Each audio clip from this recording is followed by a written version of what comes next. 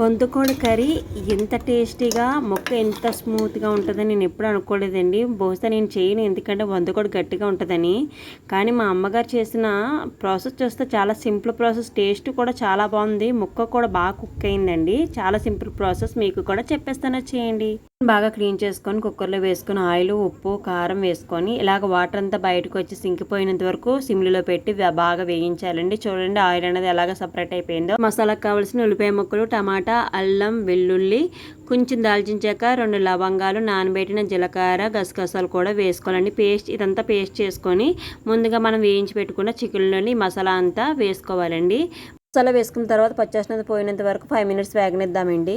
ముందుగా చికెన్ ఇవి వేపడానికి వేసుకున్నాం కదండి ఉప్పు, కారం, అది మనకు సరిపోతే ఇప్పుడే అడ్జస్ట్ చేసుకోవాలండి. ఉప్పు తగినంత కారం కూడా వేసుకొని 5 నిమిషాలు వేగనిచ్చిన తర్వాత తగినంత వాటర్ వేసుకొని 5 విజిల్ వచ్చే వరకు పెట్టుకుంటే మనకి ఎంతో టేస్టీ అయిన మెత్తటి బొంత చికెన్ రెడీ అయ్యండి.